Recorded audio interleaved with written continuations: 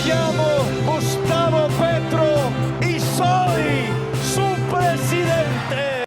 Me llamo Gustavo Petro y soy su presidente. Aquí estamos, una vez más, cómo no, en Noti Petrovsky, que como siempre viene cargadoski. 589 días del cambio, 589 días del primer gobierno democrático y progresista se cumplen hoy, lunes 18 de marzo del 2024. Comenzamos la semana 12 de este año, una semana que viene con algo, un hecho trascendental para nuestra historia, para lo que todos estábamos esperando. Según la información que publica Gonzalo Guillén, dice que la nueva fiscal Camargo se posesionará el próximo jueves 21 de marzo de 2024. Aparte dice que la delincuente Marta Mancera todavía tiene varios días completos para exportar impunemente más toneladas desde Buenaventura y demás puertos, amén de otras minucias. Eso es uno de los hechos importantes que tenemos esta semana. Otro hecho que teníamos esta semana era el inicio de ese debate sobre la reforma a la salud ya en la plenaria del Senado con todos los representantes, pero supimos en las últimas horas que ese debate y que esa discusión se reanudará después de Semana Santa. Así que ese hecho que teníamos para esta semana pues queda aplazado para después de Semana Santa. Y la otra noticia importante que va a ocurrir esta semana es como le decimos nosotros, Gustavo Petro en su salsa. Se va otra vez para los territorios. La página de la presidencia publica esta noticia, que el presidente Petro al Caribe con el gobierno con el pueblo entre el lunes 18 y viernes 22 de marzo. Una nueva jornada de gobierno con el pueblo cumplirá el presidente Gustavo Petro y su gabinete ministerial a partir del lunes 18 de marzo y hasta el viernes 22, esta vez en la costa Caribe. Esta es la tercera oportunidad, o el Caribe, como dijo el presidente, los sures de Sucre, Córdoba y Bolívar y 10 municipios en esos departamentos serán los escenarios de la gobernanza nacional en los territorios para seguir cimentando la paz. Vamos a hacer las obras que ustedes soliciten, vamos a transformar los municipios, ratificó el jefe de Estado al referirse al gobierno con el pueblo Caribe desde Cali, a donde asistió convocado por la minga indígena y más de 16,000 personas que concurrieron a este encuentro. Entonces, dice acá también que durante 5 días el gobierno con el pueblo llegará a Apartadó, Montería, Ayapel, Tierra Alta, San Marcos, San Antonio de Palmitos, Tolú, San Onofre, Mompox y Cartagena. Encabeza el primer mandatario y su equipo representado en la Consejería para las Regiones por el Ministro de Defensa, la Agencia Nacional de Tierras, el Ministerio de Educación, el Ministerio de Transporte, el Fondo de Adaptación, el Ministerio de Medio Ambiente, la Sociedad de Activos Especiales SAE, el Ministerio de Vivienda, MINTIC y el SENA, entre otras entidades. En el recorrido por esta zona de municipios del sur del Caribe se reunirá con sus alcaldes, gobernadores de Sucre, Córdoba, Bolívar y Magdalena, con quienes trabajarán en tarifas de energía, seguridad alimentaria, seguridad en la zona, ambiente y agua. El presidente Petro liderará algunos consejos de seguridad y de ministros, soluciones alrededor de la Mojana, entrega de tierras a campesinos, inversiones en ambiente, educación y energía. Como lo vemos entonces, dos hechos importantes que se presentarán esta semana: gobierno con el pueblo allá en los sures del Caribe y la posesión de nuestra nueva fiscal Luz Adriana Camargo. Obviamente trascenderán muchas más noticias, estaremos pendientes de estas dos noticias, qué acuerdos se alcanzan, como vimos en jornadas anteriores también, la forma de gobernanza de Gustavo Petro en esas regiones, mirando qué problemáticas hay, qué soluciones se pueden dar. Entonces seguramente pues estaremos muy pendientes, como lo digo, de esa nueva actividad, de esa nueva jornada de Gustavo Petro con el pueblo. Bueno, cerramos la semana anterior, la cerramos pues con el tema, eso obviamente ha sido el tema este fin de semana, el tema de la constituyente, el mensaje que envió Gustavo Petro durante ese maravilloso discurso que hizo en la ciudad de Cali en el encuentro con la minga. Pues primero que todo, pues entremos en contexto y volvamos a escuchar las palabras de Gustavo Petro cuando hizo ese anuncio sobre la constituyente. Si las instituciones que hoy tenemos en Colombia no son capaces de estar a la altura de las reformas sociales que el pueblo a través de su voto decretó, demandó y mandó y ordenó, entonces no es el pueblo el que se va arrodillado hacia su casa derrotado. Son las transformaciones de esas instituciones los que se tienen que presentar. No es el pueblo el que se va, es la institución la que cambia. Esa es la historia de la democracia y de los pueblos libres. Y por tanto, si esta posibilidad de un gobierno electo popularmente en medio de este Estado y bajo la Constitución de Colombia no puede aplicar la Constitución porque lo rodean para no aplicarla y le impiden, entonces Colombia tiene que ir a una Asamblea Nacional Constituyente. Colombia no se tiene que arrodillar.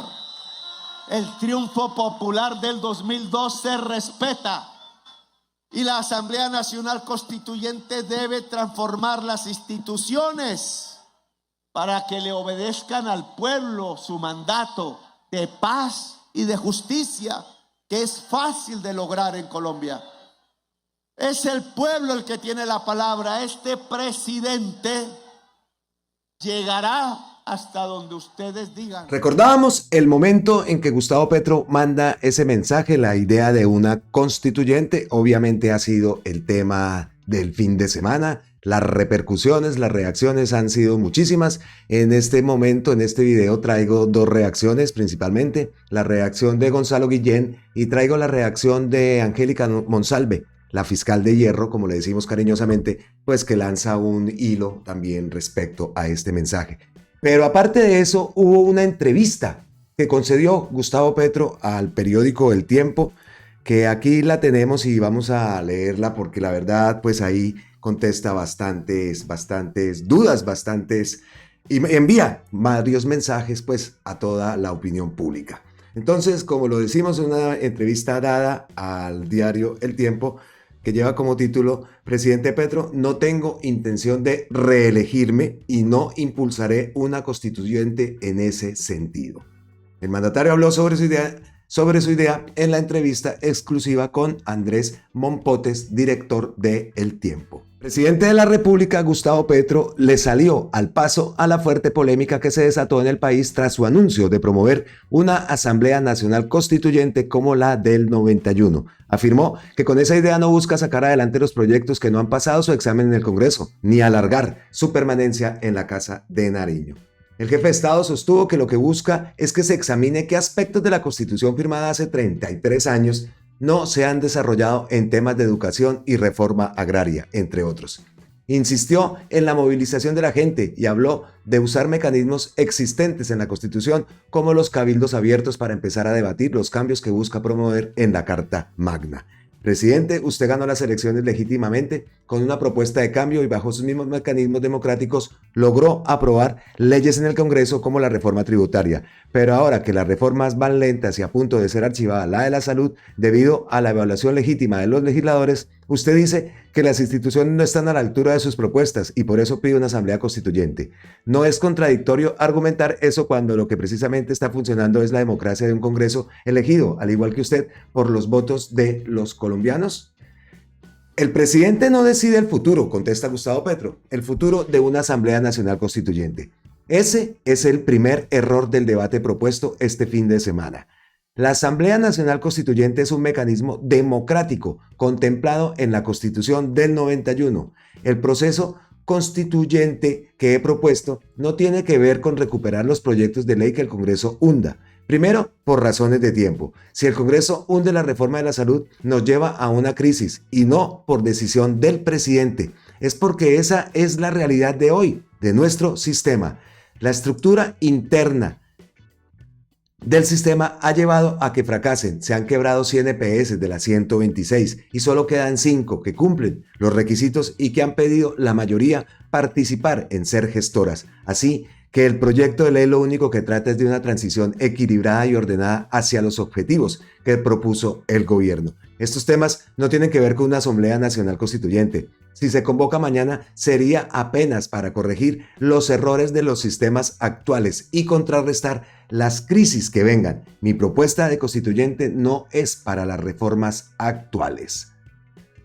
Pero si no tiene que ver con las reformas, como lo entendimos buena parte del país tras su discurso en Cali, ¿para qué se convoca una Asamblea Nacional Constituyente? No he hablado de una constituyente para cambiar la Constitución del 91. Ese es el principal error de quienes apresuradamente, algunos histéricamente, han saltado a atacar la propuesta presidencial.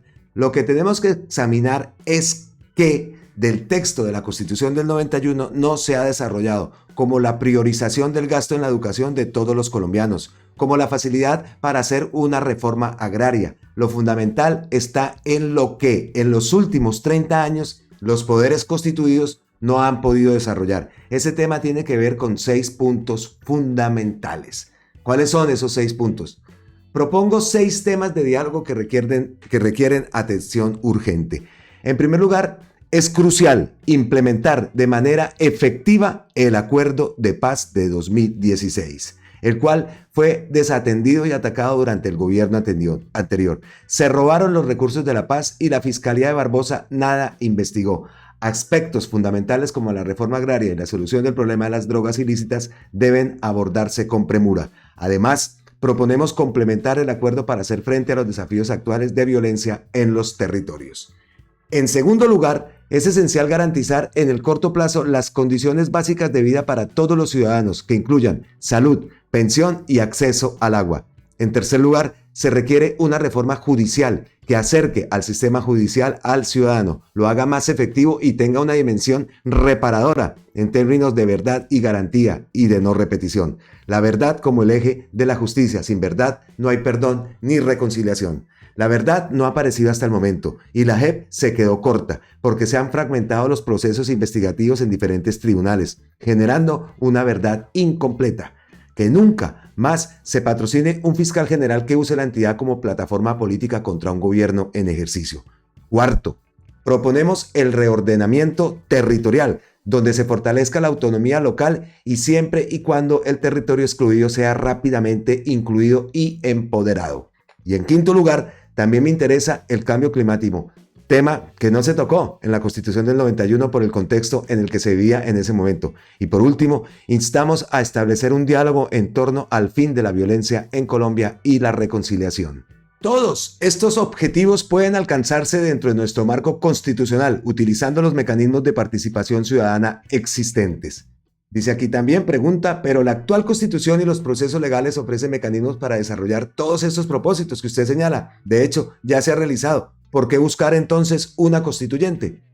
Porque los poderes constituidos no han hecho esas reformas que tienen que ver con la paz, porque afectan el sistema político y no cambian, porque la manera de gobernar después de expedir la Constitución del 91 fue la manera de gobernar paramilitar, porque la Constitución del 91 nunca se aplicó, sino que se aplicó de facto un régimen construido en una alianza entre el poder político, sectores del Estado y dejó 200.000 colombianos muertos. Acaba de afirmar que lo que hubo después de la Constitución fue una especie de alianza para aplicarla en favor de los intereses criminales. ¿Cuál es la prueba de eso? Contesta Gustavo Petro. La pregunta sobra. Al día de hoy, lo dije en el momento en que hicimos los debates en los que se discutía si era cierto o no. Hay confesiones por miles. Hay 17.000 procesos contra terceros en la justicia ordinaria, derivados de confesiones de los actores del conflicto que no se han movido un centímetro. Hoy, las confesiones de los actores de la guerra de las últimas décadas ante la justicia lo que muestran es que después de la Constitución del 91, en lugar de construir el Estado Social de Derecho que proponía, se construyó un régimen mafioso. Pregunta El Tiempo. No recuerdo que usted haya propuesto durante su campaña reformar o agregar temas a la Constitución. Nosotros propusimos los objetivos. Eso es lo que tiene que hacer un líder. Y los medios son los que se han venido usando, como el Congreso. Ahora, ¿qué es lo que estamos observando en el día de hoy? Que los poderes constituidos tratan de evitar que se exprese el constituyente, porque son incoherentes con la Constitución del 91, por una razón específica. Están fuertemente penetrados por el régimen de corrupción. Pero esa supuesta situación que menciona se podría reformar de otra manera, a través de otros mecanismos, sin necesidad de una constituyente que abre las puertas a todo. Pregunta el diario El Tiempo. Contesta Gustavo Petro, cuando se abre la puerta para una constituyente, el pueblo decide. Y eso es lo que llamo democracia. Puede que una persona en particular no le guste lo que el pueblo decida, pero la democracia es así. Yo he convocado que el pueblo decida. Además del tema de las reformas, usted también criticó en su discurso en Cali las decisiones que han afectado a sus congresistas y un embajador. Esto en alusión a fallos recientes del Consejo de Estado. Presidente, ¿no son esas situaciones propias de la independencia de poderes, pilar de toda democracia? ¿Qué concretamente piensa usted que debería cambiar frente a la independencia de poderes o frente a las Cortes en una asamblea constituyente? Es fundamental garantizar una justicia imparcial e independiente, lo que implica abordar los decretos, leyes y discusiones relacionadas con mi gobierno, sin sesgos ideológicos, sin la influencia de los lobistas y clientelistas habituales de los grupos de interés. Reitero mi compromiso de respetar la independencia de poderes y la autonomía judicial, como dicta la Constitución. Soy un demócrata que aboga por una democracia más profunda y garantista, aunque esto no impide plantear preguntas ni abrir un diálogo público sobre ciertas decisiones judiciales. Las reformas a la justicia hechas después del 91 se hicieron para la venganza, el punitivismo y el encubrimiento de los grandes crímenes. La reforma a la justicia que yo propongo debe ser alrededor de la verdad, la restauración a las víctimas y la reconciliación definitiva. ¿Esta asamblea constituyente podría terminar reviviendo la reelección en favor suyo? No estoy buscando una reelección presidencial, no tengo intención de reelegirme y no impulsaré reformas o una constituyente en ese sentido. Así lo he dicho desde siempre. Y tampoco una ampliación de su mandato. No me interesan esos temas. Varias veces ha salido el asunto de que el periodo de los alcaldes coincida con el presidencial y allí tienen que hacer un ajuste constitucional, pero mi obsesión no es esa. Presidente, ¿qué ruta tiene en mente para convocar la propuesta? ¿Tiene fechas previstas? ¿Qué pasos siguen? Es un proceso constituyente. El primer paso, y ese fue el discurso de Puerto Resistencia en Cali, es organizar los comités municipales, es decir, que las organizaciones de base municipales se movilicen, se junten, convocar al pueblo a la movilización, a la calle, al debate, a ejercer el poder constituyente, que se puede ejercer ya en unos niveles que la Constitución del 91 permite, que están definidos como cabildos abiertos, que son mecanismos de participación ciudadana vigentes. Por eso yo digo que comenzamos un proceso constituyente y comienza en la base de la sociedad y en todos los lugares de Colombia. El primer escenario geográfico por el escenario organizado que existe es el suroccidente. Por eso estuve en Cali. Apenas dijimos que el poder constituyente es de la minga y no de la gente armada, se produjo el sábado pasado un hecho violento en Toribío, Cauca. Presidente, para sacar adelante una ley de referendo que convoque una constituyente se debe pasar por el Congreso. ¿Cómo piensa usted sacar el proceso constituyente si se requiere de unas importantes mayorías en el Congreso que hoy parece no tener? ¿Cómo piensa entonces sacar adelante esa iniciativa? Hay varios caminos. Yo soy un poder constituido, no soy el poder constituyente. No es un problema de mayorías, es un problema de fuerza popular. Es el pueblo decidiendo. El momento constituyente es siempre. Si el pueblo decide, el poder constituido tiene que aceptar. No lo puede desconocer. El poder constituido es subordinado. Presidente, si hubiera ley de convocatoria a referendo para la constituyente, el gobierno se sometería plenamente a lo que determine la Corte Constitucional sobre su legitimidad. Todo depende de la fuerza del poder constituyente, que se expresa con votos. Recordemos cómo se dio el proceso en el gobierno de Virgilio Barco, con Carlos Pizarro, y cómo la Sala Constitucional de la Corte permitió el poder constituyente. Eso quiere decir que si no hay respaldo en la votación, se acaba el proceso de una constituyente. Si no hay fuerza constituyente, pues no hay constituyente. Una situación que ha generado sorpresa es que usted en campaña dijo, no una vez, sino varias veces ante medios nacionales e internacionales que no iba a convocar una asamblea constituyente, con el argumento de que la Constitución del 91 tiene todos los elementos para hacer reformas en democracia. Seguramente muchos colombianos tuvieron en cuenta esa promesa para votar por usted. Contesta Gustavo Petro. La foto que me tomaron con Antanas Mocus fue en 2018 y perdimos, y esa es la realidad. Luego asumió Duque y su gobierno representó la entrega del poder ejecutivo a las mafias. Ante tal situación es imperativo tomar medidas.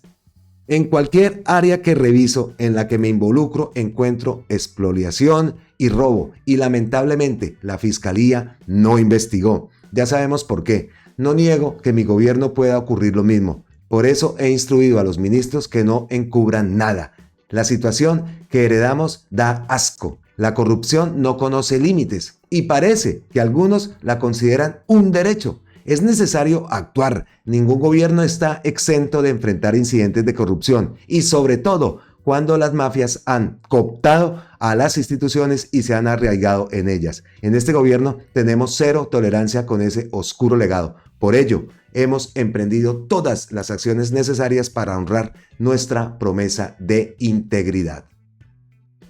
¿Qué tiene que ver eso con su cambio de opinión en relación con convocar una asamblea constituyente? Cuando usted convoca una asamblea constituyente está llamando al pueblo y al hacerlo se dignifica lo público. Como dijo Mocus, lo público se eleva a la categoría de sagrado. ¿Por qué en países como Francia, Estados Unidos o Corea no hay tanta corrupción como aquí? Porque en esos lugares se valora lo público, mientras en Colombia lamentablemente priman los intereses privados. El propósito de la Asamblea Constituyente es precisamente reivindicar lo público. Para lograrlo debemos purificar nuestras instituciones, lo cual se logra llenándolas de pueblo, no de mafias. Mi desempeño será evaluado en función de mi capacidad para erradicar del Estado a esas mafias de corrupción. ¿Usted estaría de acuerdo con que la constituyente toque el modelo económico actual? Nosotros en la campaña dijimos que no vamos a afectar la propiedad privada. Incluso, mi gobierno no ha hecho ninguna expropiación. No hemos expropiado a nadie. Ellos, la oposición, sí han expropiado a miles legalmente. Nosotros vamos a desarrollar el capitalismo. Yo soy socialista, pero una sociedad postcapitalista cualquiera que sea aparece porque se desarrolla el capitalismo. ¿Cómo sería la reforma agraria que resulte de la constituyente? Lo que salió del acuerdo de paz es el primer punto, pero no hubo ley fast track. El presidente Santos reconoce que faltó esto. Hay 3 cosas importantes en este acuerdo.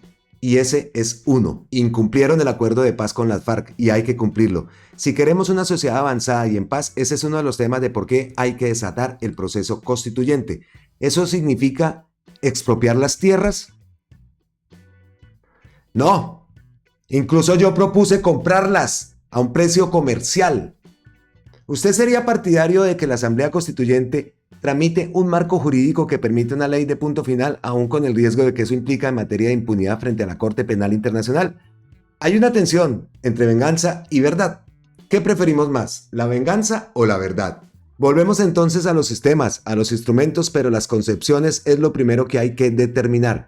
Si el punto final es final, y no puntos suspensivos, que es lo que hemos tenido siempre, y logramos vivir en paz previa verdad y previa restauración. Entonces, estoy de acuerdo, la verdad es la antesala de la reconciliación y la reconciliación es el punto final. ¿Cree tener tiempo suficiente para sacar adelante la iniciativa antes del 7 de agosto del 26, que es cuando termina su mandato? Es la última pregunta que hace Andrés Mompotes Lemos, el director del Tiempo. El proceso constituyente puede finalizar antes o después, no está amarrado al 26, puede ser determinante para el 26, eso yo no lo puedo predecir. Ese es el final de esta entrevista que concedió Gustavo Petro al Tiempo. Varios mensajes, conclusiones, pues muchos tenemos que sacar conclusiones, varios mensajes también se envían en torno a esto. Pues entonces ahí está abierto el debate. De eso se trata, ¿no? De eso se trata y en eso consiste pues la llamada democracia. Reacciones que he traído, pues traigo 2 reacciones principalmente. Una es de Gonzalo Guillén y la otra es de la fiscal de hierro Angélica Monsalve. La primera, de Gonzalo Guillén, dice: a Gustavo Petro todavía le queda tiempo para introducir sus reformas a través del Congreso mediante acuerdos políticos y poniendo ya a alguien de peso, experiencia y astucia para negociar con los tenebrosos congresistas. Con el ministro de Interior que tiene hoy, no van para ninguna parte. Una constituyente no me parece que sea el camino. Esa es la posición de Gonzalo Guillén respecto a la idea de Gustavo Petro. Y Angélica Monsalve, que es la otra que traemos acá, dice lo siguiente. Hola a todos. Espero que todos estén bien. Hoy les voy a hablar de un tema de trascendencia nacional con implicaciones de índole jurídico. Y pues el tema de hoy a tratar será la Asamblea Constituyente. Comenzaré diciéndoles o explicándoles en qué consiste qué es una constitución. La Constitución es un contrato social donde los ciudadanos de una manera libre y en igualdad de condiciones se dictan las reglas del juego de cómo quieren ser gobernados y se establecen también las normas para ello. Esto es que la Constitución es la carta magna fundamental que debe ser acatada y respetada por todos los ciudadanos para una convivencia en sana paz. La Constitución es la fuente de donde emanan las leyes que se forman en el Congreso como cuerpo legislador, en representación del pueblo, el cual es el poder originario o, como lo quieran llamar, el constituyente primario. Ahora bien, los jueces y magistrados de la República deben aplicar justicia conforme a las reglas previstas en la Constitución y en las leyes. Ellos no legislan, solo aplican las normas para casos concretos en cumplimiento del deber de impartir justicia. La Corte Suprema de Justicia, por su parte, aplica también las normas para los casos de su competencia en sede casacional y crean jurisprudencia, pero no les es dado modificar las leyes ni la Constitución y mucho menos legislar. Sin embargo, yo veo con preocupación que en su afán de interpretar subjetivamente, muchas veces invaden la competencia del Congreso legislando y modificando normas de rango legal y hasta de rango constitucional. La Corte Constitucional es el último y máximo intérprete de la Constitución. Ninguna otra corporación o ninguna otra corte puede atribuirse tal competencia. Bien, una vez explicado lo anterior, les voy a explicar en qué consiste una asamblea constituyente y de cómo se prevé en la Constitución Política de Colombia y, por supuesto, mis críticas constructivas. El artículo 374 de la Constitución prevé que la Constitución podrá ser reformada por el Congreso, por una asamblea constituyente o por el pueblo mediante referéndum. Aquí hice una nota y la titulé Nota 1. Si bien los congresistas son representantes del pueblo, me parece que es una visión muy romántica e ingenua, pues de verlo, porque los presidentes de los partidos políticos creen que los congresistas se deben es al mandato de ellos, de los partidos políticos, y no al mandato del pueblo que los eligió. Además, los congresistas de hoy en día, que lo han manifestado, nos demuestran en sus debates más interés por sus propias causas que por las que fueron ellos elegidos. En tal sentido, la Constitución Política de Colombia no debe prever la posibilidad de que los congresistas puedan reformar la Constitución sin la aprobación del pueblo, quienes al hacerlo lo hacen más con un sentido político que en beneficio de la ciudadanía, y así nos lo han demostrado. Igualmente, si la Constitución es un contrato social, ella solo debe ser reformada tanto en parte como estructuralmente, única y exclusivamente por el poder popular, y no a retazos, como lo hace el Congreso con un mero acto legislativo, del cual ni cuenta nos damos. El artículo 376 establece que mediante ley aprobada por mayoría de los miembros del Congreso, estos podrán disponer que el pueblo, en votación popular, decida si convoca una asamblea constituyente.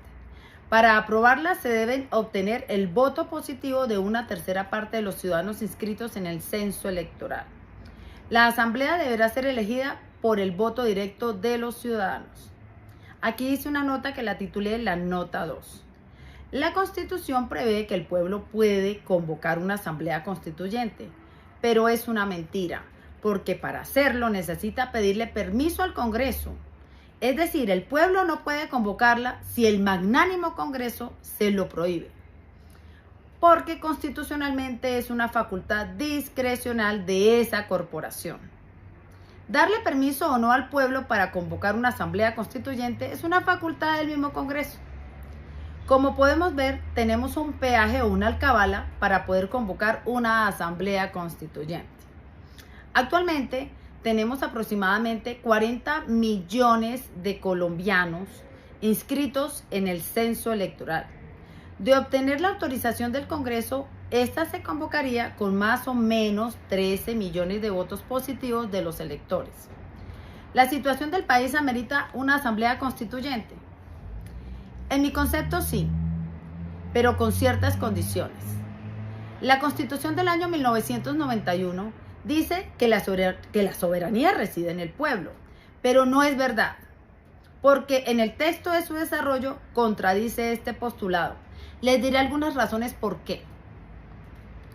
Es indudable que los entuertos y los micos de la justicia necesitan una reforma estructural, la cual solo se logra a través de una reforma constitucional y no con una simple comisión de reforma a la Constitución, de reforma a la justicia, que jamás solucionará los graves problemas existentes.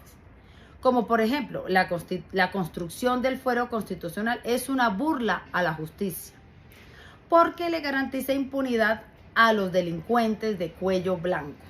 Y el pueblo se encuentra indefenso para hacerle frente a tal injusticia, como ya lo ha demostrado tanto la Comisión de Investigación y Acusación de la Cámara de Representantes como la misma Corte Suprema de Justicia.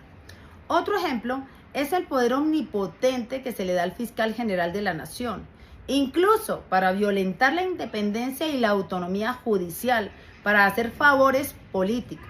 En general, la actual Constitución limita el acceso del pueblo a la justicia y la deja a la merced de los políticos de turno, que son siempre los mismos. 2. Se requiere acercar más el poder al pueblo, dinamizando el poder popular, ya que la representatividad de un congresista está más comprometida con sus ambiciones particulares que para con la nación. La ley que apruebe la Asamblea Constituyente debe exponer previamente al pueblo cuáles serán las materias objeto de la reforma y finalmente que sean las mayorías quienes decidan por voto popular y no los partidos políticos, que cada vez se alejan más de la realidad y la necesidad de un pueblo que proclama cambios estructurales en la manera como se están llevando los asuntos públicos. Hasta aquí llegamos. Este es el análisis que yo hice o el criterio que yo tengo respecto a la Asamblea Constituyente. Espero que lo hayan entendido y esperen mi próximo post. Feliz día para todos. Entonces, después de escuchar a la fiscal Angélica Monsalve, que dice que en su concepto sí debe haber una constituyente, pero con condiciones, y la otra opinión que teníamos también, de esto se trata, como lo dije, la de Gonzalo Guillén, de que piensa él que una constituyente no es el camino, no le parece a él que sea el camino, y que dice también que todavía le queda tiempo para introducir sus reformas a través del Congreso. En fin, habla también de la agilidad del ministro del Interior. Como lo digo, son opiniones respetables, son las opiniones pues de Gonzalo Guillén. Cada uno aquí respetamos la opinión, por eso también muchas veces decimos aquí en Colombia con C, la opinión es tuya. Y a propósito, ¿qué opinión tienen ustedes de la constituyente? Ya he leído varios mensajes en el video anterior, pero ahora ya que tocamos el tema con un poco más de profundidad, pues me gustaría saber qué opinan, qué opinan, si están dispuestos a organizarse, como lo dijo Gustavo Petro en ese discurso en Cali, para empezar desde ya ese movimiento hacia esa asamblea constituyente. Bueno, y recordemos acá cositas, pildoritas para la memoria antes de tocar el siguiente tema. Dice Gustavo Bolívar: cuando el Centro Democrático proponía una constituyente y al fascismo y a los medios les parecía bien, al menos no dijeron nada, la doble moral. Y escuchemos este video que publica el propio Gustavo Bolívar. Con una justicia politizada, cuyos ojos están abiertos para ver a quién le aplican la ley y cómo. Hoy queremos proponerle al país una constituyente donde podamos reformar toda la justicia. Y estas ideas que le ha presentado este partido durante tantos años a Colombia se conviertan en una realidad.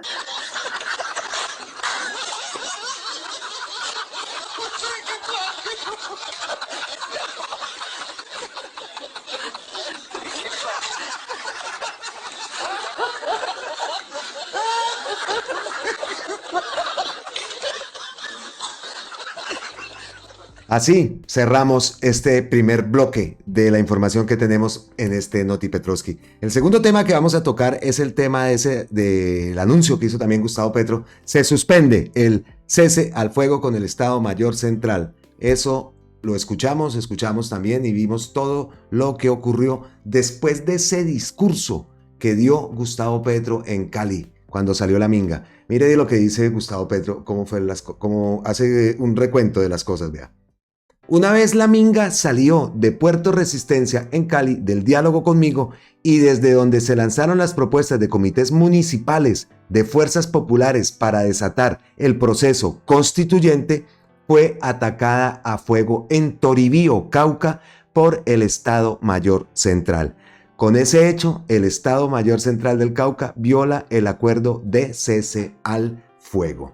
Primer post que envía Gustavo Petro con eso. El ataque armado del EMC del Cauca a indígenas desarmados en ese momento es un crimen contra la humanidad. Debe ser juzgado como tal. Otro de los posts que envió, y también envía dice: el Estado Mayor Central del Cauca en sus diferentes frentes no dio desde el principio ninguna señal de querer un proceso serio de paz. Creyó muy equivocadamente que la negociación era para fortalecerse militarmente y que su fortalecimiento se hacía a partir de sujetar la población a sus estructuras y de financiarse con la economía ilícita y con el gran capital ilícito. Olvidaron la famosa tesis de Marx que decía: los seres humanos piensan de acuerdo a sus condiciones materiales de existencia. Si vivo de las rentas del narcotráfico, terminaré pensando como narcotraficante. La economía ilícita puede devorar al revolucionario y transformando en un simple traqueto negociante. Debí reconocer que diferentes frentes del Estado Mayor Central en otras partes del país fueron más respetuosos con el proceso de paz. Y lamento que aún sin quererlo se retiren. Los muertos que vendrán serán innecesarios. La vida del pueblo debió primar sobre las jerarquías.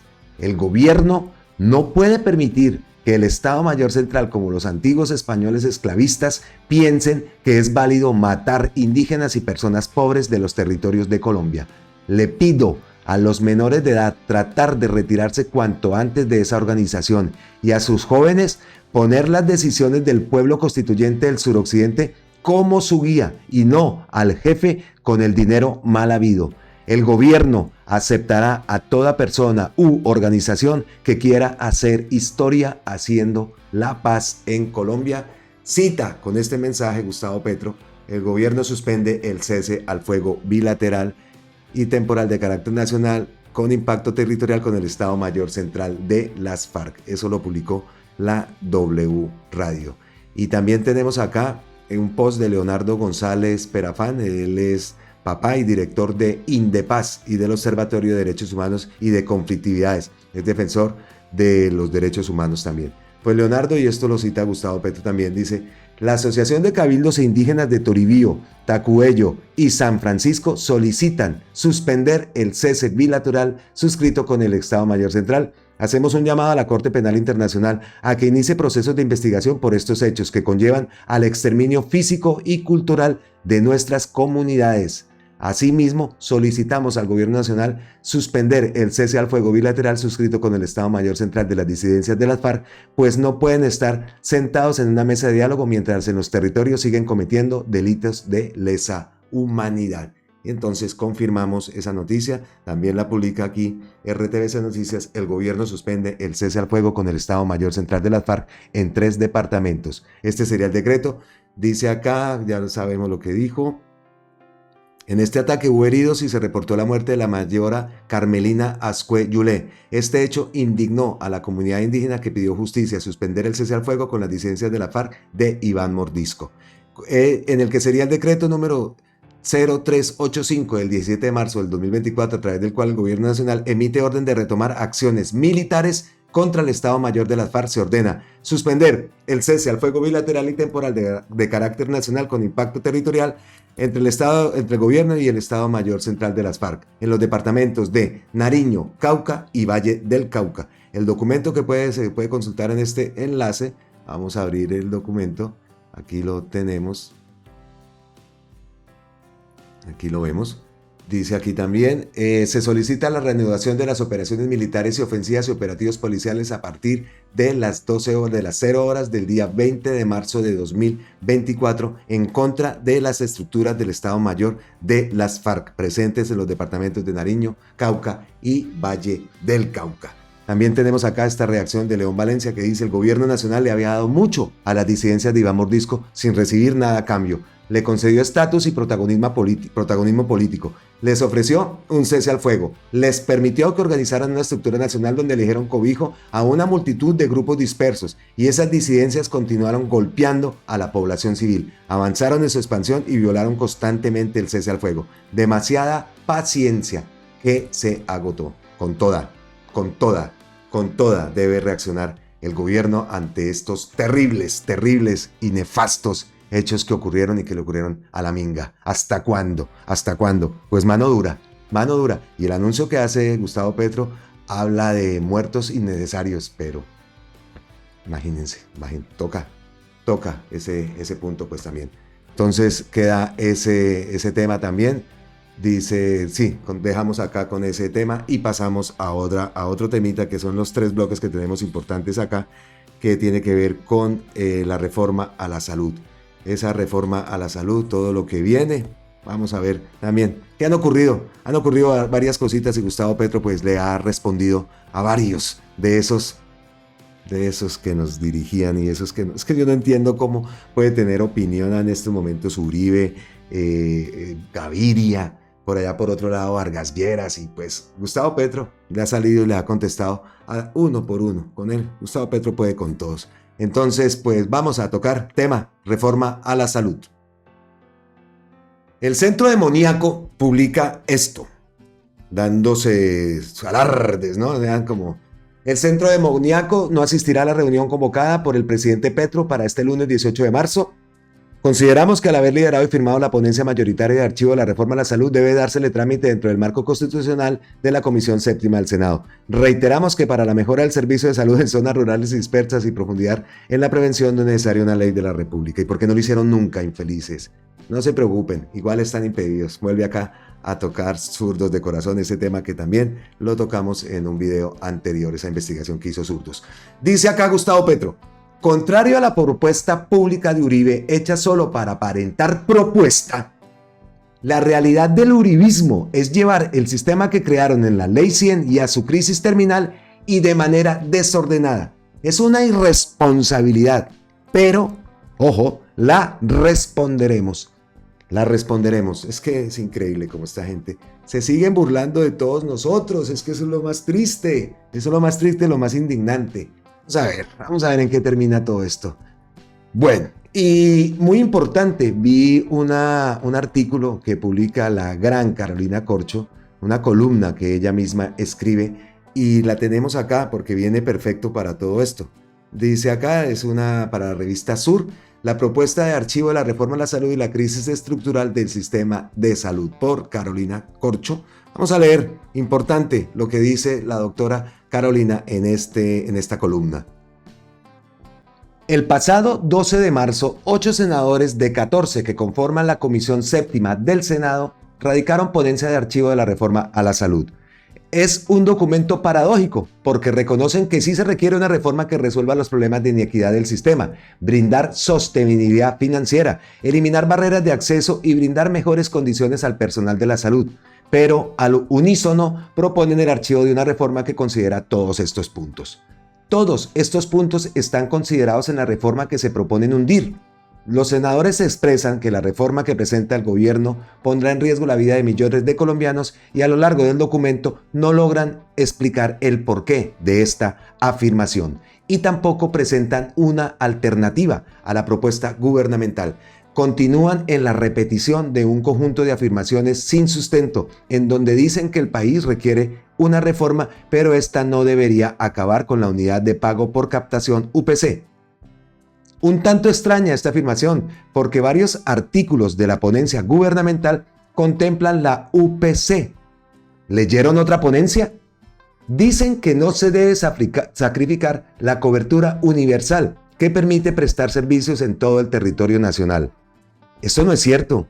La prestación de servicios de salud actual no cubre la totalidad del territorio nacional. ¿No le dicen nada a los senadores que 633 municipios en Colombia carezcan de puestos de salud en zona rural? Que solo en la ciudad de Bogotá el 75% de la prestación de servicios está concentrada en el oriente y el norte de la ciudad. ¿No les dice nada? hablan que el sistema debe mantener un asegurador que responda por la gestión del riesgo financiero y de salud. ¿De qué aseguradores hablan los senadores? ¿De las EPS? Por cierto, en cuanto al riesgo financiero, en ninguna parte del documento se reseña que estos aseguradores adeudan más de 25 billones de pesos a clínicas y hospitales. Y esto ocurrió antes de que llegara el gobierno del presidente Petro. Tampoco aparece que no tienen 12.4 billones de pesos en reservas técnicas que deberían estar invertidas para respaldar financieramente el sistema. La ponencia omite en el diagnóstico del actual sistema nada más ni nada menos que la pérdida de 37.4 billones de pesos que están embolatados en un manejo privado de recursos públicos a cargo de las EPS. ¿Es esa la excelente gestión del riesgo financiero que defienden? Y con ese déficit financiero que ha arrasado y arrasa la prestación de servicios, ¿cuál es la supuesta gestión del riesgo en salud? A reglón seguido dicen que la libre elección de los pacientes del actual sistema de salud no se puede poner en riesgo. ¿De cuál libre elección hablan? ¿La de los pacientes que solo pueden ser remitidos en donde las EPS hagan su contratación de prestación o donde les favorezca su integración vertical? ¿De libre elección de los ciudadanos que están afiliados a una EPS en vigilancia especial por incumplimiento de requisitos de habilitación, cuya liquidación significaría el traslado de los mismos a otras EPS, que se niega a recibirlos porque también entraría en crisis financiera? Todo ello porque no cumplieron con la norma de invertir las reservas técnicas. Hablan de la libre elección del campesino que no tiene puesto de salud en su vereda, de las mujeres que no alcanzaron a llegar al hospital porque vivían a 6 horas y que terminaron engrosando las lamentables cifras de mortalidad materna en Colombia. ¿Será que eso les ocurrió por libre elección? Pues la libre elección que no tiene el actual sistema sí lo posibilita el nuevo modelo que propone el gobierno nacional. Pero la ponencia alternativa tiene otro error de fondo, de desconocimiento de la situación actual del sistema. Es creer que la crisis del actual sistema se reduce a la ruralidad. Por supuesto que los ciudadanos del campo sufren más, pero esta también se presenta en las grandes ciudades. La Superintendencia de Salud ha demostrado que en los últimos 2 años se han presentado 2.300.000 quejas por inatención. 590.000 de estas donde el paciente suplicaba por su vida. Estas quejas se ubican mayoritariamente en las grandes ciudades. Desconocer la realidad de la crisis del sector de las urbes de Colombia da cuenta de quienes elaboran el documento tienen puesta la mirada solo en los sectores más privilegiados de las ciudades. Lo que se propone en la reforma es que todo el país acceda a las mismas condiciones de los más privilegiados. En eso consiste la garantía de un derecho fundamental.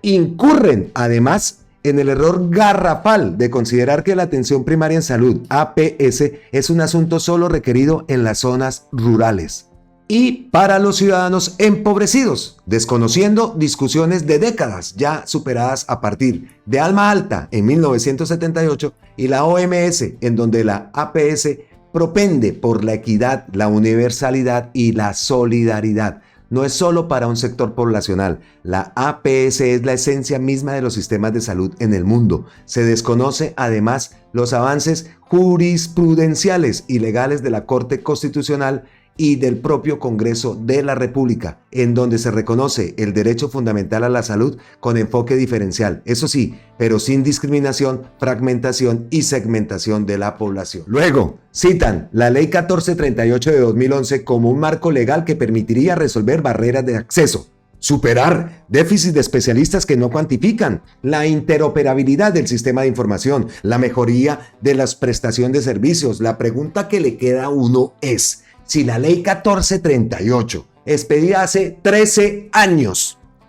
tiene las herramientas suficientes para resolver esos problemas, ¿por qué durante los 11 años que los partidos de los senadores fueron gobierno no la implementaron? Si era tan útil, ¿por qué permitieron en sus sucesivos gobiernos que el sistema se deteriorara a tal punto que cualquiera que ganara las elecciones del 2022 tuviera que enfrentar una crisis profunda por los acumulados no resueltos? Lo que significa que llevaron el modelo de la Ley 100 hasta sus últimos estertores, que es lo que se vive hoy. En otro apartado, plantean que lo que se debería es sancionar a las EPS para que funcionen. Al respecto, no sé si sabían los senadores que si hoy se aplican las normas sancionatorias a las EPS, de entrada habría que liquidar por lo menos 10 de ellas. Y que las demás entrarían inmediatamente en crisis con el traslado de pacientes y la ausencia de reservas técnicas, que solo 5 de las 27 tienen en orden. Lo que proponen es lo mismo que ha dicho por 3 décadas y no ha sucedido durante sus gobiernos. Esa circunstancia no les daría para entender que el problema es entonces estructural y que si volvemos a hacer lo mismo obtendremos los mismos resultados y no superaremos la crisis que ha sido reconocida por la Corte Constitucional desde el año 2008 con la sentencia T760 y por la Contraloría General de la República con la función de advertencia sobre la situación financiera de las EPS en el año 2014. En el conjunto de la ponencia se recaba sobre un conjunto de falacias que se han repetido desde la prensa corporativa por el gremio de las EPS, sin que hayan logrado sustentar con cifras ni estudios serios sus afirmaciones.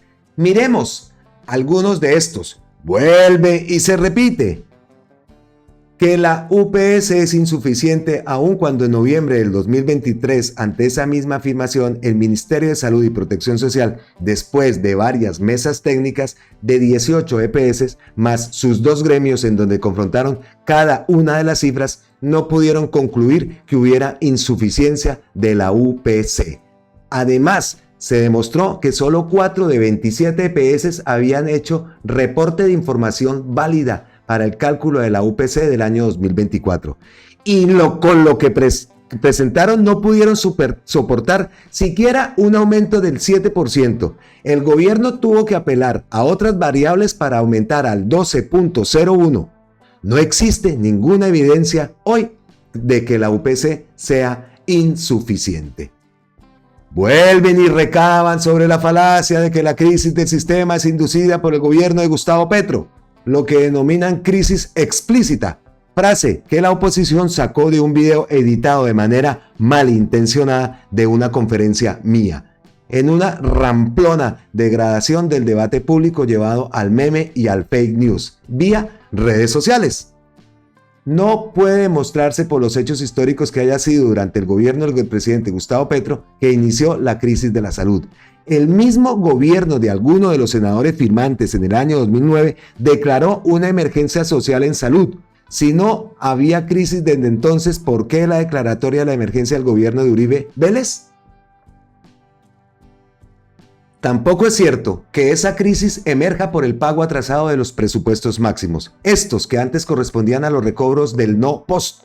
Estos recursos siempre se han pagado a posteriori y este es el gobierno que con más cumplimiento ha asumido esos pagos. Pero además, estos recursos solo constituyen el 2% de la financiación total del sistema de salud. El 98% se gira de manera anticipada a las EPS. Casi 82 billones de pesos se les entregó religiosamente el año pasado. El problema financiero viene de hecho de que tengan un déficit de 12.4 billones de reservas técnicas, de que se les haya mentido al país consignando en sus propios estados financieros que estos recursos serían invertidos y estarían disponibles para respaldar financieramente el sistema. También viene de la ausencia de un sistema de información que nos permita conocer la real estructura del costo del sistema, la cual es opaca por la cantidad de negocios e intermediaciones que no prestan valor agregado que se han instalado en el sistema de salud durante estas 3 décadas. Y por último, se arguye que el proyecto de ley no contó con participación social y no se escuchó a la ciudadanía. Lo primero que habría que aclararle a los parlamentarios es que esta reforma de hecho es una iniciativa ciudadana de organizaciones médicas, de pacientes, científicas y de trabajadores de la salud. El gobierno la acogió y desde entonces se han adelantado más de 10 audiencias en Cámara y otras tantas en el Senado. Mesas técnicas de todos los niveles con las EPS, clínicas, hospitales, desayunos con todas las bancadas de las comisiones séptima de la Cámara del Senado. que yo misma organicé desde septiembre del 2022 para comenzar a discutir la reforma, previo a su radicación. Múltiples mesas técnicas con los partidos políticos de algunos de los senadores firmantes, liberal, conservador y de la U, y en cabeza de sus presidentes, en cuyos consensos aprobados por mayoría en la Cámara de Representantes, participaron algunos de los senadores firmantes. Se han realizado cumbres regionales, seminarios, talleres, foros. Se podría decir que no ha habido en las tres últimas décadas un proyecto de reforma a la salud con más discusión y participación que el actual. Lo que preocupa es que la ponencia de archivo no trae ningún tema nuevo. Son las mismas discusiones que se habían resuelto en Cámara con los propios partidos políticos. Preocupa además que una corporación tan importante como el Congreso de la República reproduzca fake news de la EPS y sus aliados, sin constatar que los contraargumentos esgrimidos por diversos sectores políticos y de la sociedad civil frente a estos planteamientos. Preocupa además que la ponencia ni siquiera reconozca el desplome financiero de 37.4 billones que arrastra el sistema, que traducen en cierres de prestadores de servicios de salud, precarización laboral y más de 2 millones de quejas por inatención a la ciudadanía urbana y rural. Todas estas cifras corroboradas por organismos de control como la Contraloría General de la República, la Superintendencia de Salud, sin que hayan sido refutadas. No presentan los senadores ninguna alternativa al país frente a la angustiante situación del sector salud. Pareciera que la alternativa es que continúe todo igual, es decir, que continúe la debacle hasta sus últimas consecuencias y vidas humanas, cuando la realidad es que solo el Congreso de la República puede detener la caída en picada que viene el sistema, y de manera honorable reivindicar a esos congresos previos que no enfrentaron la crisis, que solo ponían paños de agua tibia, leyes cosméticas para que todo siga igual. Como médica y ciudadana expreso que estamos en manos del Congreso de la República. De ellos dependerá que millones de ciudadanos y hoy excluidos del derecho a la salud puedan tener una segunda oportunidad en esta tierra y que el sistema de salud pueda reorganizarse para que cumpla su función de garantizar el goce efectivo al derecho a la salud de toda la ciudadanía colombiana. Firma Carolina Corcho Mejía, médica, psiquiatra, ex ministra de Salud y gran mujer colombiana. Oiga, y a mí lo que me preocupa verdaderamente es que, fue hecho, todo es mentira. Una ponencia de archivo de un tema tan importante hecho con mentiras, y eso es lo que va a tumbar el gobierno, la propuesta del gobierno. Esto no puede ser. Este artículo debería tener la mayor difusión y que se conozca la realidad de esa ponencia de archivo que tanto salieron firmando y con tan felices en la foto esa que recordamos. Más sí, no dijeron nada en la ponencia, no sale nada del dinerito que se debe, ¿no? Eso guardadito, de las reservas técnicas, de las mentiras que le dijeron al país durante tanto tiempo. Por allá vimos en video anterior también cómo sabían desde años de 2011, 2014, dicho por un revisor fiscal, y que ellos sabían, pero que entonces lo que daban era tiempo, alargando hasta que ¡pum! Y otra cosa muy importante que dice la doctora Carolina, el que hubiera ganado se le hubiera presentado este problema, así que eso no es culpa del gobierno de Petro, eso son pero entonces, y después se ponen bravos porque se cita una asamblea constituyente, porque le piden al pueblo que se manifieste, cuando esta gente es la que está dejando al pueblo sin salud. ¿Qué es lo que pretenden? Porque esa gente no se pasa. Deberían hacer un ejercicio. Es que el ejercicio debería ser el siguiente. Esa gente debería pasarse a un sistema de salud normal, a la categoría de normal, de que tengan que pagar su bonito y tal, que dejen su medicina prepagada y que pasen ellos y sus familias a ese sistema unos meses, a ver cómo les va. Obviamente eso es una tontería lo que estoy diciendo, ¿no? Pero ¿cómo serían los resultados? Es que es impresionante. Y que vengan a decir que no ha habido participación ciudadana, por favor. Siempre quedaban mal, no llegaban con la mentira siempre. Se descubre que fueron patrocinados por la EPS. Y esos son los que aplauden y están felices porque quieren hundir la reforma a la salud y porque según ellos la van a lograr hundir. No, señor. No, señores. Y ahí sí toca volver a un post que había lanzado Gustavo Petro. Contrario a la propuesta pública de Uribe hecha solo para aparentar propuesta, la realidad del uribismo es llevar el sistema que crearon en la Ley 100 y en su crisis terminal y de manera desordenada. Hay una relación con la columna de la doctora y esto que dice Gustavo Petro, ¿no? Es una irresponsabilidad, pero la responderemos. Entonces, muy importante, como lo digo, que esta columna tenga difusión, que se sepa lo que es la realidad de esa tal ponencia de archivo que lanza esta gente. Bueno, vamos avanzando porque se nos alarga y todavía quedan varios temas. Dice acá también Gustavo Petro, responde, aquí empieza a Jubinado. Estos son los problemas sobre los que nos intentan distraer con babosadas. El sistema de salud está en pleno colapso. Miles de pacientes empiezan a verse comprometidos. Esto es inmoral. Dice, el INVIMA anunció que la acetaminofén y la acicilina están en riesgo de desabastecimiento en Colombia. La entidad envió un documento al Congreso de la República donde se alerta que en total son 12 los productos que podrían faltar en las próximas semanas. En fin, Blue Radio publica eso, Jubinado contesta eso y Petro le contesta. ¡Claro que es inmoral! Dejaron deudas por 25 billones de pesos sin pagar hospitales y clínicas, 100 EPS corruptas, y ahora la mayor parte de las 25 que quedan se ha llevado 15 billones de las reservas técnicas. Mientras más recibían dinero del Estado estos últimos 10 años, dejaron morir 340.000 colombianos por simple falta de atención. Inmoral, completamente, e inmorales quienes apoyan esta expoliación al pueblo de Colombia. Esto termina en este gobierno. Bueno, y aquí comienza, dentro del Noti Petrovsky, la sección Petro tiene para todos. Póngale cuidado, la primera respuesta a Gaviria. ¿Por qué lo da? Porque dice la señora del Pasquín, de la revista Innombrable, el expresidente Gaviria hace un gran vaticinio por crisis en la salud, vamos a tener miles de muertos. Vamos a tener, como si es que, increíble. Entonces dice Gustavo Petro, Gaviria debería saber que en los últimos 10 años, cuando más dinero le dio el Estado a las EPS y se quebraron las más grandes, murieron 340.000 personas, que se podían salvar si hubieran tenido atención médica. Se llaman muertes evitables y es el principal pecado del actual sistema de salud. Pero eso sí, se llevaron los 35 billones de pesos del erario perdidos. Nos han dejado la tasa de mortalidad infantil de lejos la más alta de la OCDE. Y aparte, 340.000 muertes evitables, la tasa de mortalidad infantil más alta de la OCDE y 35 billones de pesos del pueblo colombiano perdidos. Primer respuesta entonces a Gaviria.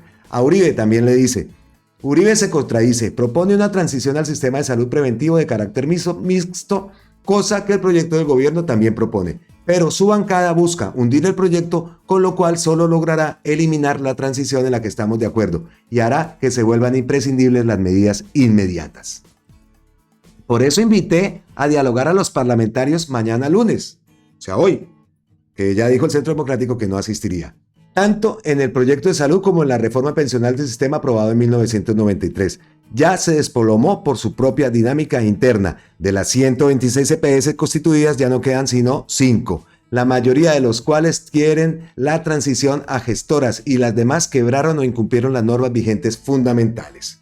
Otro punto que dice, en los fondos de pensión privados su capacidad de generar ahorro ya terminó y empieza su déficit, que solo es subsanable si se crea el sistema de pilares, es decir, si el régimen privado pensional deja de competir con el público como ahora y más bien se complementan como proponemos. Dice también Gustavo Petro, solo el año pasado 130.000 cotizantes de fondos privados se pasaron a Colpensiones con más de 10 billones de pesos de sus ahorros. Sin la ley el proceso se acrecentará, pero de manera desordenada. Si la bancada uribista hunde la reforma pensional, pues su quiebra es inminente. Así que a Uribe le toca decidir si su bancada aborta la transición tranquila y ordenada de los sistemas de salud y pensiones hacia los objetivos más racionales y eficientes que hemos propuesto o lleva de facto a la quiebra los dos sistemas. Ese será el tema mañana de la reunión de la Comisión Séptima conmigo y los parlamentarios que incluyen los del Centro Democrático y allí tendrán la palabra. Sé que es un poco paradójico, pero a veces así es la historia. De hecho, esta realidad de la reforma inmediata de los sistemas de salud y pensional por su quiebra inminente rebate el argumento que dice que he propuesto un proceso constituyente para hacer estas reformas porque se hunden en el Congreso. Repitamos esa parte. De hecho, esta realidad de la reforma inmediata de los sistemas de salud y pensional por su quiebra inminente rebate el argumento que dice que he propuesto un proceso constituyente para hacer esas reformas porque se hunden en el Congreso. Si el Congreso hoy acaba con las transiciones ordenadas y tranquilas porque hunden los proyectos de ley, la constituyente de mañana solo podrá ordenar lo que quede de las quiebras actuales y lo que mi gobierno haya hecho, espero que eficazmente, para resolver el problema en estos días. Hay que agradecerle al expresidente Uribe que conserve su ánimo propositivo, en contraste con la actitud displicente de su bancada, que se dedica a romper el colon y acelerar la crisis. Eso fue lo que le contesta Gustavo Petro, el mensaje que le envía a Uribe. Dice aquí también, otra más, vean esto. Name advierte a Petro, Name. ¿Ah? Congreso solo aprobará reformas convenientes para los colombianos. ¿Ah? No, es que tenemos que movilizarnos. Es que está clarísimo. Y responde Gustavo Petro. Mi gobierno jamás ha presentado ni presentará una reforma inconveniente para el pueblo colombiano. Los tiempos de privatizar las cosas públicas o de poner impuesto a la comida sana de la gente o de transferir el dinero de la educación para comprar armas o de usar el recurso público para enriquecer ricos pasaron. Es increíble, ¿ah? Tal eso. Bueno, y antes de pasar ya al último tema, porque se nos alargó otra vez el Notipetrosy como siempre, pero es que es imposible. A mí me gusta crear todo este tipo de historias y que vaya uno relacionado, ir pasando como un cuento, ¿no? Como un desarrollo aquí en estos videos que nosotros creamos aquí en Colombia con C. Esta tocaba meterla aquí. Venimos de decir, Gustavo Petro pudo con todos, ¿no? Pues vea que tiene que ver y bueno, es un paréntesis que hacemos antes de pasar al último tema, que es con el Metro de Bogotá, donde vamos a escuchar la locución de Gustavo Petro, porque fue una locución que hizo ayer y para Bogotá y para pues todo el país también es importante lo que ahí se dijo. Entonces esa la vamos a ver, pero entonces un paréntesis. Le contesta Gustavo Petro también a Vargas Lleras, que dice: a Petro nunca le importó el Estado de Derecho y ayer nos notificó su propósito de perpetuarse en el poder. ¿Ah?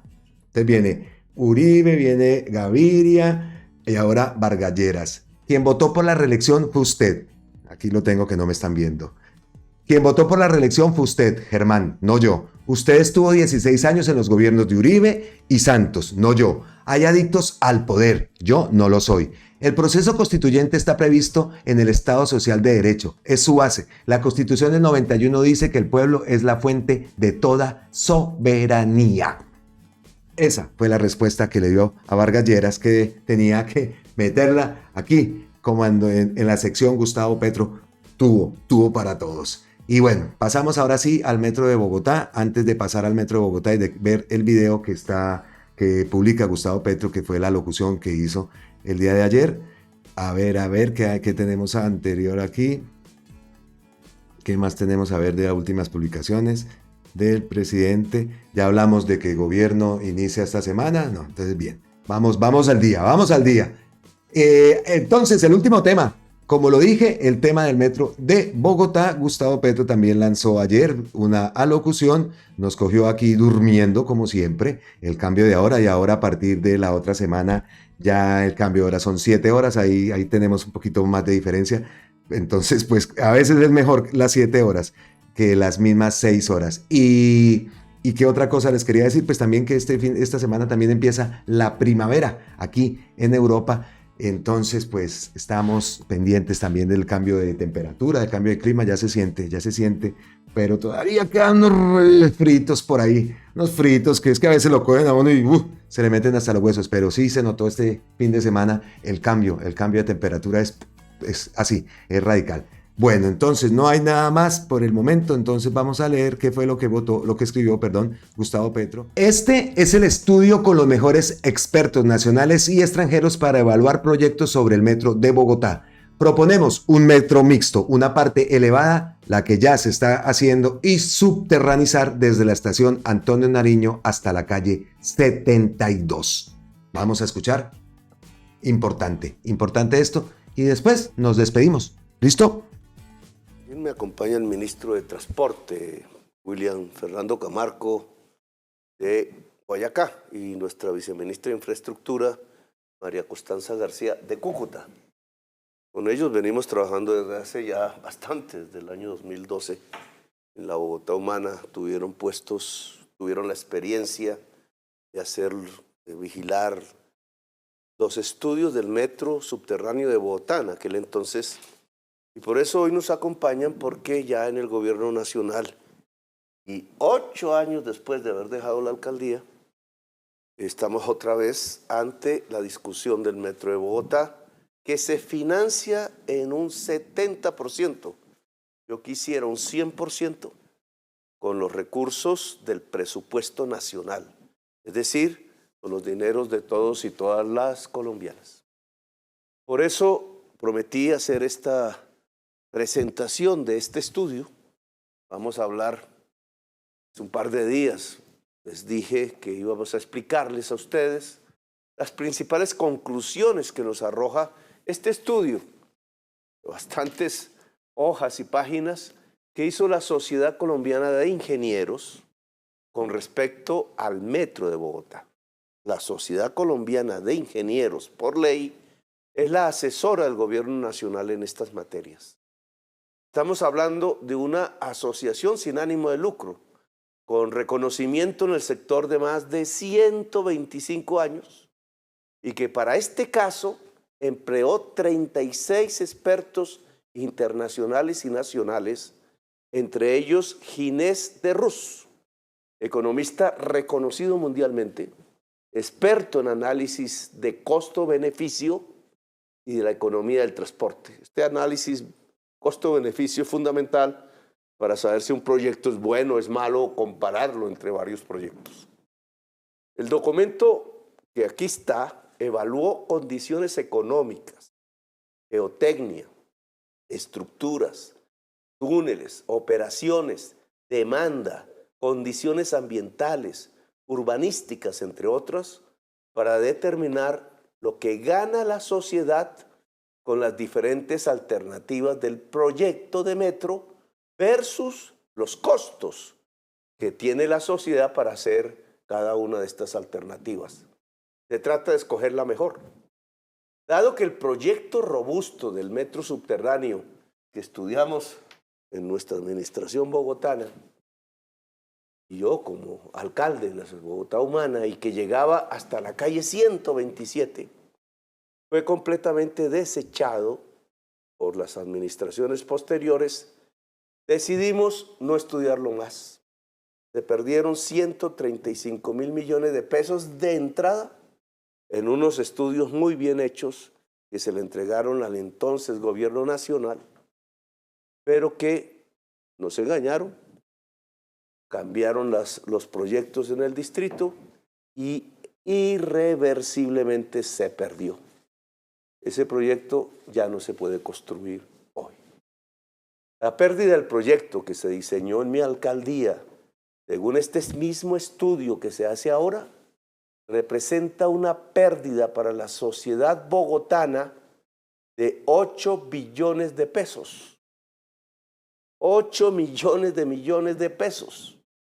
Ahora se trata de reducir esta enorme afectación que suma la disminución de productividad de la ciudad durante todo este tiempo, el desmejoramiento de la calidad de vida de todos sus habitantes y los tiempos perdidos de vida en el transporte, de tiempo de viaje durante estos 8 años.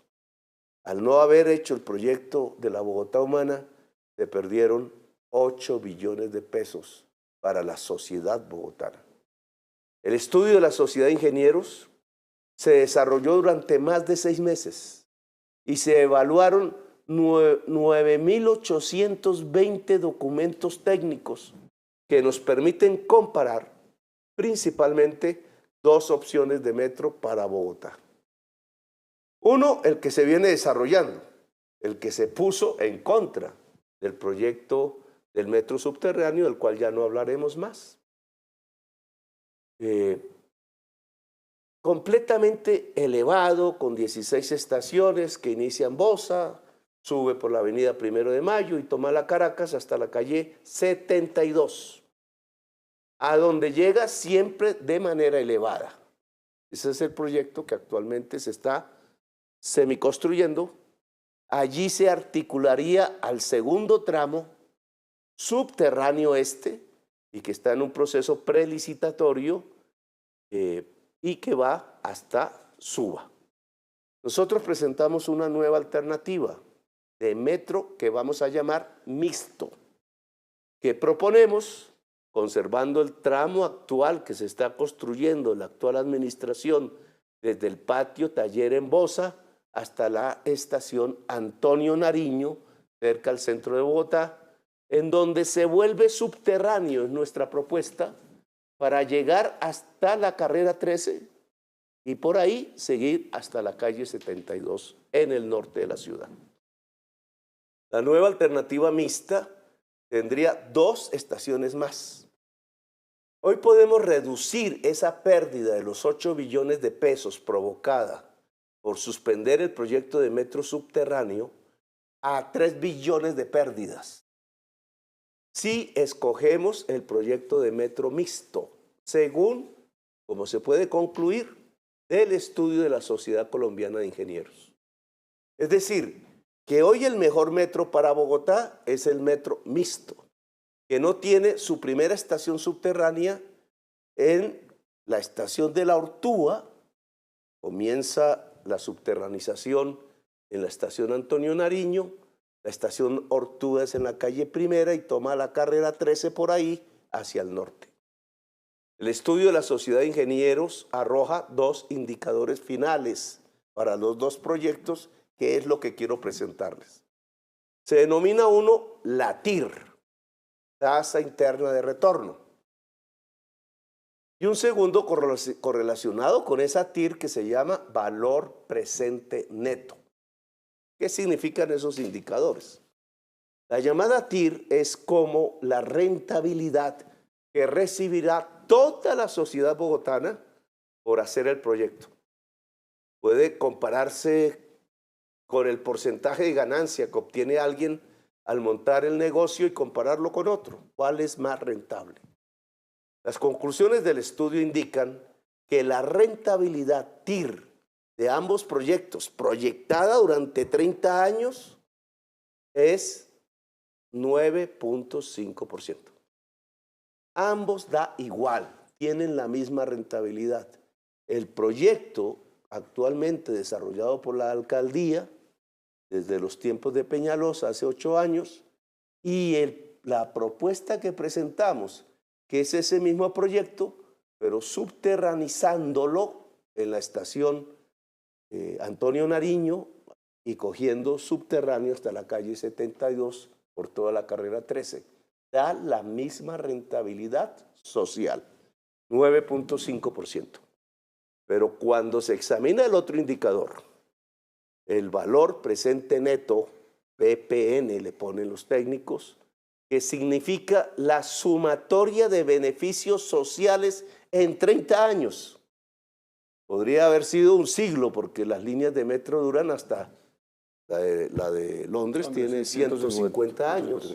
Pero aquí evaluamos los primeros 30 años. Cuando se suman esos beneficios sociales y se le quitan los costos del proyecto en el mismo periodo, da una cifra, una sumatoria, que es el beneficio total, la ganancia total de la sociedad. Traducida a pesos del 2022 para que podamos entenderlo como si se tratara una cifra actual. Y el estudio indica que el proyecto mixto tiene un saldo favorable de 1.600.000 millones de pesos, mientras el actual proyecto de la alcaldía, el llamado metro elevado, solo da 1 billón de pesos. Es decir, la ganancia social en 30 años de la propuesta que le hacemos a la alcaldía y a Bogotá es un 60% superior a la propuesta actual del gobierno. En otras palabras, si la administración del distrito rechaza la propuesta del gobierno nacional sobre la alternativa mixta, la sociedad bogotana perderá un 77% de posibles beneficios que se expresan en diferentes variables y que aumentaría esa pérdida en la medida que el tiempo de uso del metro se extienda por décadas, quizás por un siglo hacia adelante. Voy a explicarle algunas de las variables que se comparan en este estudio. Si se hace mixto el metro, el tiempo de viaje que usaría la ciudadanía disminuiría en un 77% en toda la ciudad respecto al proyecto de metro elevado hoy. Horas que los ciudadanos podrán aprovechar para ser más productivos, compartir con sus familias y tener mejor calidad de vida. Los beneficios ambientales para la ciudad son superiores en la opción mixta, son menores las emisiones contaminantes y generan menos impacto económico que las del proyecto elevado en la Caracas. El proyecto mixto ahorra 10.000 millones de pesos en emisiones, mientras que el elevado apenas 6.500. Con la construcción del proyecto mixto se reduce la afectación en la movilidad y en el sistema de transporte y por ende en los desplazamientos de los y las ciudadanas. La obra del metro elevado, al realizarse sobre la vía, requiere más cierres viales que generan mayor congestión, trancones y cierre de estaciones del transporte masivo de toda la ciudad. Las zonas bajo la gran estructura elevada son oscuras y solitarias, por lo que se pueden convertir en lugares más inseguros, de difícil tránsito para los peatones. Este espacio público deja de estar libre para el disfrute de la ciudadanía. Habrá menos opciones de plazoletas, ciclorrutas, espacios verdes para el bienestar de las personas que habitan los barrios que atraviesa. Con la opción mixta, podremos conectar el tramo 2, que va desde la estación de la calle 72 hacia Suba, sin que los usuarios tengan que hacer transbordo y perder tiempo. Este tema es absolutamente clave que Bogotá lo sepa, porque por mantener elevado el metro de la Caracas al llegar a la calle 72, llega con 20 metros de altura sobre la superficie. Pero también en ese mismo punto llega el tramo 2 desde Suba, subterráneo a 22 metros de profundidad. Significa una distancia en altura entre las dos estaciones de 42 metros para hacer la correspondencia. Para personas de edad o enfermas, esto puede significar la pérdida de media hora de tiempo de viaje yendo de una estación a otra. Y para las más jóvenes, de 15 minutos al menos. Para centenares de miles de personas, todos los días, durante años, durante décadas, e incluso durante más de un siglo, esto vuelve inocuo e inservible el metro.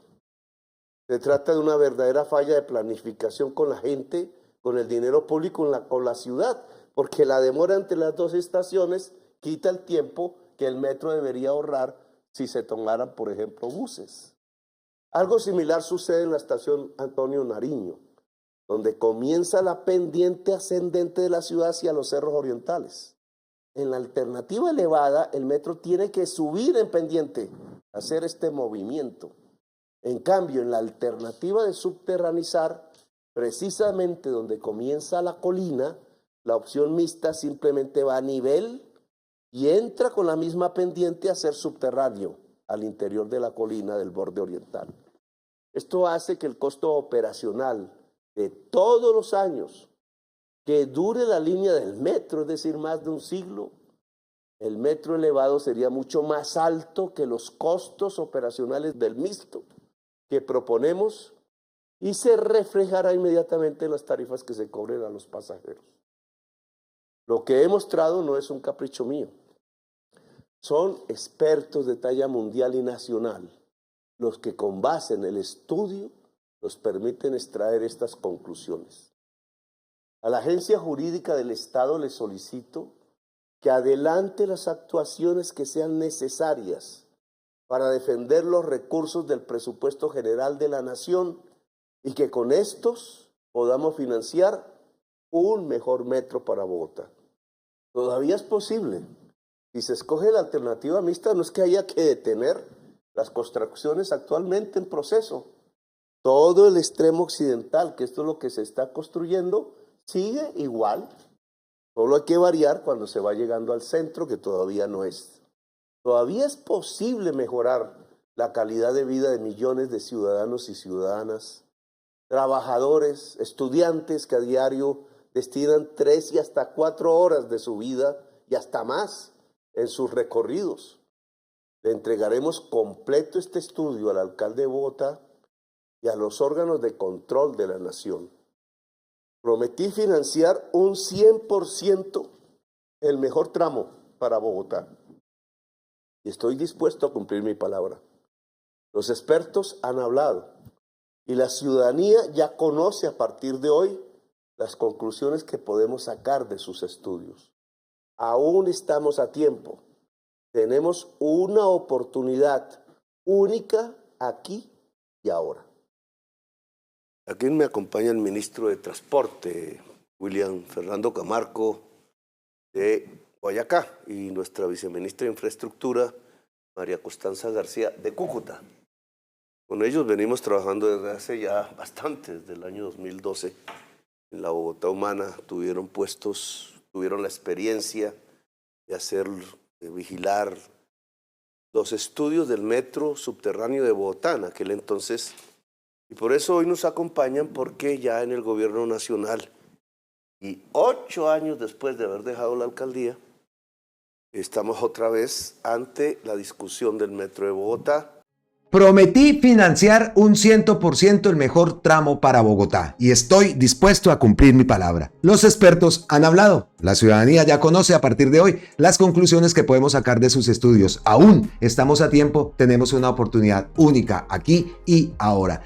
Palabras que resumen pues lo que mostró Gustavo Petro en ese estudio, un estudio claro, todo el dinero que se perdió, todo el tiempo que se ha perdido, que es lo más triste, y lo preocupante es que seguramente esas palabras, esta invitación, pues no va a tener ninguna reacción por parte de esta gente que gobierna Bogotá, y van a seguir implantando ese monstruo que pretenden pasarle por toda la Caracas, como lo es un metro elevado, que sería nefasto para la capital, sería nefasto. El metro tiene que ser subterráneo, este adefesio no se puede venir a montar en plena Caracas. De verdad que los que vivimos fuera en esa parte pues tenemos el conocimiento de lo que son los metros, y por favor, cómo es que tienen que ir un metro en una capital como Bogotá. En esa parte sí estamos convencidísimos que la mejor opción para Bogotá es un tramo subterráneo. Eso está claro, está dicho y redicho, los estudios estaban hechos, cuánto tiempo se ha perdido, volvemos a repetir, y lo más triste, la que pierde, la capital que definitivamente en esto sí está muy, pero muy atrasada. Entonces, hasta aquí este Notipetrovsky, este largo Notipetrovsky de lunes, donde pues resumimos noticias de lo que ha ocurrido el fin de semana y cómo comenzamos esta semana. Antes de despedirnos, pues agradecerles a todos ustedes también su apoyo, desearles una semana llena de victoria, una semana llena de alegría, que todos sus proyectos, tanto los personales como nuestro proyecto global, ¿no?, que es lograr un mejor país, pues salgan adelante. Ya escuchamos al principio, entonces esta semana se posesiona la nueva fiscal general de la nación, y esperamos que esto sea un camino, un punto de inflexión para nuestro país en cuanto tiene más de justicia, y vamos a ver qué repercusiones siguen ocurriendo a partir de ese llamado de Gustavo Petro a que si las instituciones no son capaces de hacer un cambio, pues constituyente. Y pendientes también de cómo avanza ese gobierno en el pueblo, en el sur del Caribe colombiano. Sin más, entonces, ahora sí, abrazotes ancestrales desde la distancia, como siempre, millones y millones y millones de gracias para todos ustedes. Suscríbanse al canal si no lo han hecho, se lo agradecemos. Ya saben que esa es nuestra mejor paga para poder que nuestro trabajo y nuestro material llegue a más y más personas. Nos vemos entonces en la próxima. Abrazotes, ya se los dije, suscríbanse también, ya se los dije, y lo que no les he dicho es, ustedes ya son parte mía, déjenme ser parte de todos ustedes. Nos vemos en la próxima. ¡Mua! Chao.